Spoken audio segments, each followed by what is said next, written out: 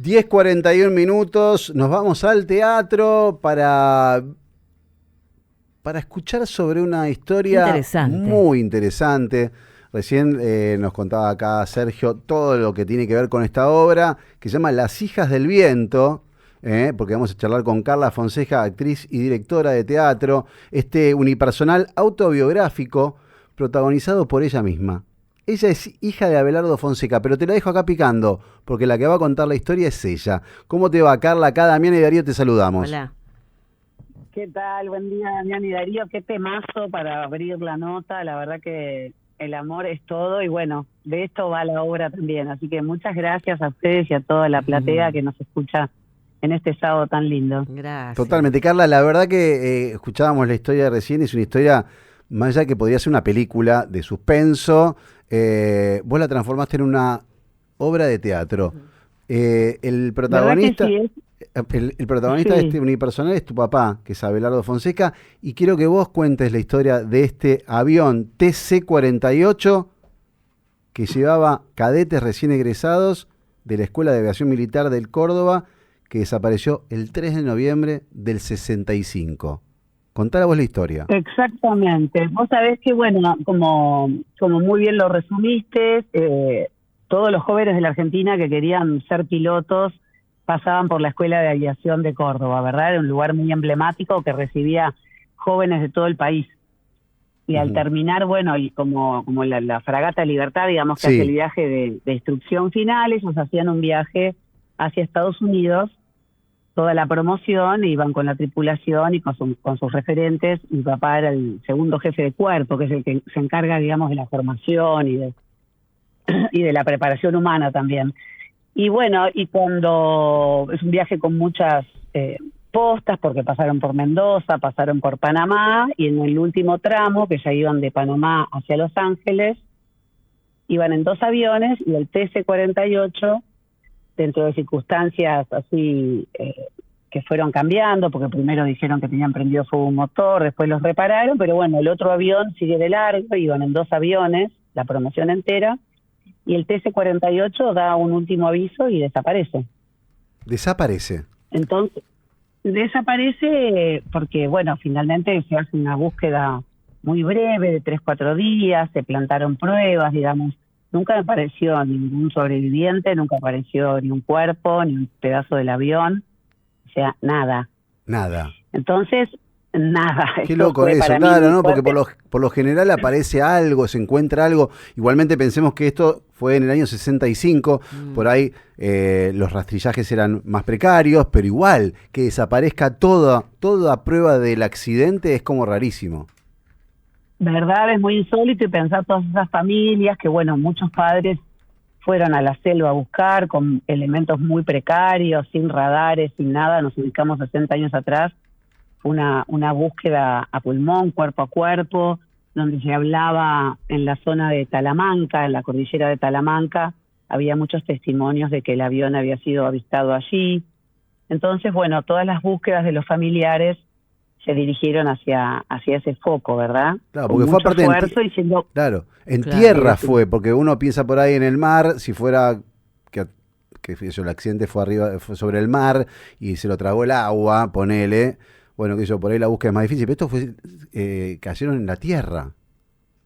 Bueno, vos sabés que a lo largo del tiempo, justamente todos los informes oficiales, digamos, que se fueron dando, justamente cambiaban las versiones. Primero que era en el agua, después que era en tierra. Mirá. Y te fijas las planas de los diarios, yo trabajo con mucho archivo de época también, siempre estaba esta duda, ¿dónde cayeron? Y bueno, hasta que finalmente ahora hay una tercera investigación también que se está barajando, donde se menciona que podría haber habido sobrevivientes. Entonces, loco, bueno, es una historia que, como yo digo, enlaza el azar, porque no se sabe realmente qué pasó. Era una región también en ese momento donde se hablaba del Triángulo de las Bermudas, ¿verdad? Había mucho de fantasía. Claro, sí. Totalmente. Yo le pregunté justamente cuando me contaba Sergio, acá el productor, me contaba la historia, le digo, ¿pero qué fue sobre el Triángulo de las Bermudas? Me dice, no. Pero bueno, esto es como que también en un punto, en los 80, el tema era ese también, ¿no? O 60, 70, el Triángulo de las Bermudas era como algo inevitable. Todo pasaba ahí. Nosotros, bueno, también nos dijeron que el destino final del avión es que había sido comido por los tiburones. Entonces, digamos, en mi infancia era toda esa cantidad de relatos y de narrativas que no cerraban. Claro, nada. Y entonces la obra también es un intento justamente de amor, de generar mi narrativa propia, y el título va porque a todas estas mujeres que buscaban la verdad, las madres, las hermanas, las esposas de toda la tripulación del avión, eran llamadas respectivamente las locas del TC-48. Claro, qué título, qué descabellado, qué tremendo.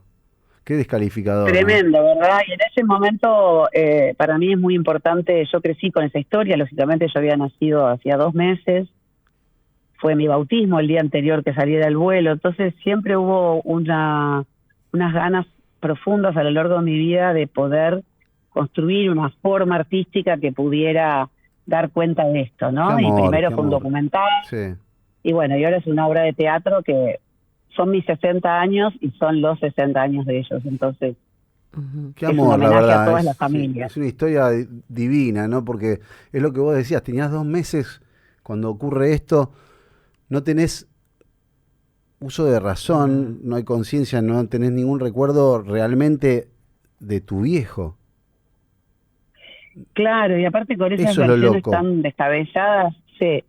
Bueno, yo con eso juego un poco en la obra, ¿no? Donde tengo sueños y me invento un vínculo y tengo un objeto preciosísimo en escena, que es un paracaídas real, ¿no? Porque es la gran metáfora de lo que ellos no pudieron tener, y siempre pienso que todas las personas que atravesamos la vida con una carencia, con una falta, tenemos dentro una gran posibilidad de amor y de creación, donde la resiliencia nos ayuda a revertir esas faltas en actos creativos. Y la obra invita también un poco a eso, ¿no? A salir del teatro y pensar que lo que nos falte es para darnos esa potencia y ese poder de salir a crearnos una vida feliz y equilibrada y de compañía y de amor con los demás, porque bueno, la empatía y digamos, y la posibilidad de amar al prójimo es lo más fuerte que tenemos, ¿verdad? Qué lindo mensaje, aparte de lo que acabas de decir, y pienso en cuán sanador para vos también, ¿no? Debe ser poner estas cosas, el documental, la obra de teatro, poner estas cosas ahí, en el lugar donde tienen que estar, y poder, de alguna manera, no sé, vivirlas. Me parece como que, no sé, esto es una conjetura mía escuchándote, pero me parece como que es algo que te debe hacer, más allá de lo artístico, te debe hacer muy bien al alma. Mira, yo digo que sí, que es como que mi cuerpo en escena hace como de archivo, de medium y de acto de sanación, porque vos imaginate que claro, pasar de ser llamada loca por pedir una verdad y buscar respuestas a poder generar una narrativa y poder compartirlo con los demás y crear un hecho estético que informe también a todos, es una tarea psíquica y de la posición personal frente a la vida que me llevó mucho tiempo. Obvio. Y por eso ahora me pone tan feliz hacerlo, ¿no? Porque son construcciones que estamos acompañados de nuestras familias, de nuestros amigos, de mis amigos actores, artistas que me han bancado todo este tiempo, y un equipo maravilloso que tengo en escena, porque esto, imagínate, no se hace sola. Tengo un músico excelente, Nicolás Bocanera, Eva Gabriel, Siri González Paz. Bueno, la música la hizo, la luz la hizo Ricardo Sica, que es un gran valor de la escena nacional. Entonces digo, bueno, estoy acompañada realmente por un equipo que me ha acompañado a transitar este proceso, ¿no? Totalmente. A poder transformarlo y poder entregarlo a los demás, porque la obra es para el público. Cuando el público se conmueve, yo digo, bueno, listo, ya está, ¿verdad? Qué bueno que resuene en los demás y que huele que huele totalmente, que huele y llegue a destino. Pensaba, vos tenías 2 meses cuando pasa esta historia del TC-48. ¿Cuándo tomás conciencia de lo que pasó? ¿En qué momento? ¿Tenés recuerdo de ese momento? Después quiero ir a la parte en donde lo encauzás para lo artístico, pero el momento en que la historia llega a tu cabecita y decís, pasó esto. Mira, es re lindo lo que me preguntás, porque lamentablemente yo durante mi infancia tenía un gran cóctel en la cabeza, ¿viste? Por más que se hablara, pero el desaparecido, nunca se puede hablar del desaparecido, porque no tiene entidad, no se puede dar cuenta de una vida si a uno no lo entierran. Entonces, cuando yo preguntaba era siempre algo de dolor, y veía las notas de los diarios recortadas en la cómoda de mi mamá, y medio que pensaba que capaz que podía volver, que es lo que pensamos todos los hijos y familiares de desaparecidos. En algún momento se va a abrir la puerta y van a entrar. Pero cuando tenía ya como 12, 13 años, nosotros nos criamos en Uruguay, porque mi mamá es italiano-uruguaya, y entonces cuando mi papá desaparece no vivimos más en la Brigada Aérea de Córdoba. Nos volvemos a vivir Uruguay, ¿no? No tenés más hogar, tenés que buscarte otro lugar donde vivir. Y entonces a los 12 años llega a mi casa una revista Gente, donde estaba un relato y fotografías de un indígena, un aborigen de la región de Talamanca, Porfirio Díaz, vestido con ropa de los cadetes. Qué loco. Y ahí yo dije, bueno, esto no va a volver, acá está pasando otra cosa, ¿viste? Y con las pocas herramientas que tenés a los 12 años, empecé a percibir que tenía que abandonar esta idea de que iban a volver. Viste que acá había pasado otra cosa que ni se podía nombrar. Y recién, como a los 15, con terapia y hablándolo, porque, como te decía antes, son unos desaparecidos que no hemos tenido apoyo ni psicológico, no hay una agrupación. Para mí era muy difícil decir que tenía un padre militar en los 80, imagínate, ser adolescente era una cosa muy difícil de transitar. Entonces tenía que, todo lo terrible que pasó, ¿no? Con los vuelos de la muerte, era una posición que era medio como una posición suspendida, no podía dar cuenta. Qué difícil, encima ese condimento, claro, para vos los 15 años, esto pensemos que era 65 más 15, 80. Todos los que estamos en los 80, ¿entendés? Eran familiares de policías o militares, claro. De alguna manera no estaban bien vistos. ¿Qué ibas a reclamar? Che, ¿dónde está mi papá? Claro. Sí. No, un desaparecido militar y del 65 casi, y todos esos jóvenes pensá también, ¿no? Pienso que enlutó a todo el país, porque parte del proyecto de la obra es poder ir a cada provincia donde hubo un cadete, por la fuerte invisibilización que tuvieron. Entonces me gustaría llevar la obra a Mendoza, Salta, Tucumán, Entre Ríos, cadetes de todo el país, una generación diezmada que, los sueños truncos de todos estos jóvenes. Entonces, es toda esta historia argentina. Por eso digo también que lo político atraviesa la obra, porque es una década del 60 al 70 muy rica en nuestra historia, muy contradictoria, como somos siempre. Sí, muy controvertida también, sí. Sí, muy controvertida. Así que es una obra para dejarse atravesar como por tres ejes, ¿no? El amor de una hija y un padre, la política y el azar, lo que sucede en las vidas de todos. Muchas veces el azar nos atraviesa y nos lleva para lugares insospechados. Claro, totalmente. Sí. Pensaba, lo que te decía que en qué momento también vos de tu historia empezás a meterte en el mundo del teatro y en el mundo artístico, y de repente, esta cosa que está en tu cabeza y que dijiste, lo tengo que hacer, lo tengo que concretar, lo tengo que hacer, lo que sea, lo que decías primero en el documental, ahora la obra de teatro, pero también eso, ¿en qué momento es que empezás a ver que lo artístico es lo tuyo? Yo soy de formación música, siempre estuve cerca del arte, mis abuelos italianos eran escultores, entonces siempre fue una casa, mi mamá, donde nos promovió mucho el arte y la cultura, siempre había libros, se hablaba, se escuchaba música. No pensaba justamente trasladarlo en esto porque, como te decía, era algo antes que no tenía ni siquiera una representación en mi día a día. Entonces sí, cuando tocaba el piano pensaba en tocar el piano para mi papá, y si recitaba algo pensaba que él viniera, que estuviera presente. Pero después fue el azar, como te digo, me encontré arriba de un avión con una persona que de pronto me da una información que yo desconocía sobre el accidente y algo de lo que habla en la obra, ¿no? Las historias que no cierran siempre nos vuelven a buscar. Claro.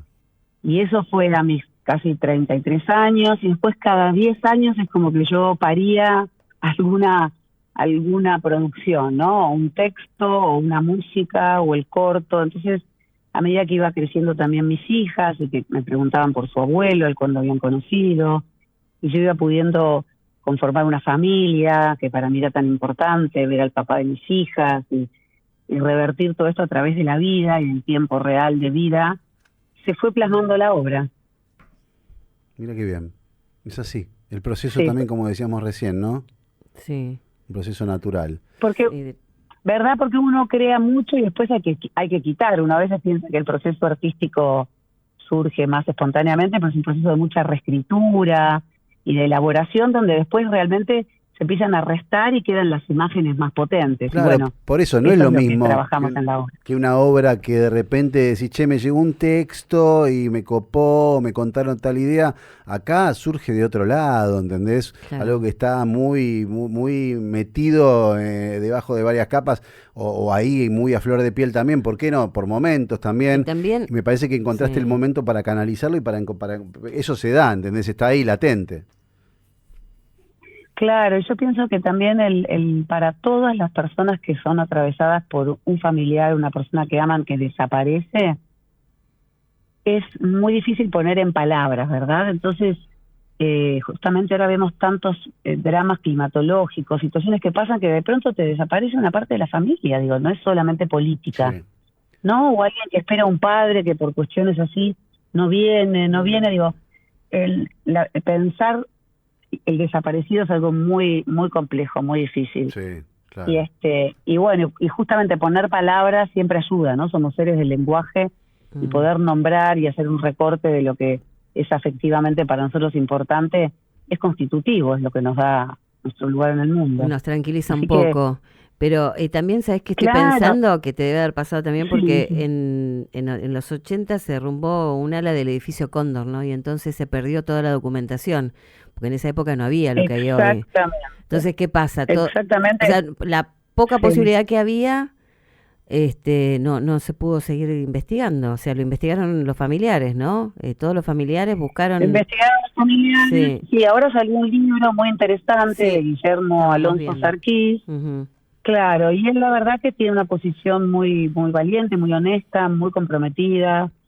Estamos todos muy agradecidos. Estuvimos el lunes en Córdoba en un acto en la legislatura de Córdoba, porque bueno, la legisladora Nancy Almada es sobrina de un cadete, del Gato Almada, que iba en el avión también. Entonces se hizo un acto muy emotivo, muy hermoso, donde, bueno, los familiares, los que quedamos, ¿no? Nos pudimos reencontrar y tuvimos ahí una placa se colocó y se habló también sobre el libro. Creo que es una posibilidad muy rica de poder volver a pensar esta posibilidad de tener más acceso a la información. Claro, que a lo como mejor hecho eso... histórico, claro, como hecho histórico, como hecho familiar también, ¿no? Claro, y a lo mejor ver la posibilidad de...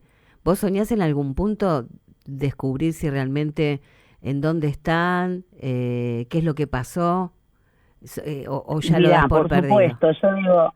No, cuando me preguntan si ya cerré, yo digo que cierro, que mi duelo se va cerrando, pero que como todos los casos que uno ve de situaciones que no cierran y de misterio, uno espera que algún día aparezcan, porque realmente, digo, 60 años en el fluir de la historia es nada, es un pestañeo. Sí. Y no sabemos si dentro de 100 años va a aparecer. Vos sabés que el lunes estuve en Córdoba y fui a hacer el registro de mi ADN, porque hay una acción muy importante que hizo Cecilia Viverti, que es que pudiéramos registrar el ADN de los familiares, que si hay algún familiar que todavía no lo hizo y está escuchando el programa, lo invito a que se acerque, porque es algo muy emotivo, de dejar la muestra de ADN para el futuro, justamente, ¿no? Porque, bueno, cuando aparezcan, siempre cito la película también de Patricio Guzmán, El elogio de la luz en Chile, ¿no? No sabemos cuando aparezca algo, si es una materialidad del avión, bueno, pero si es un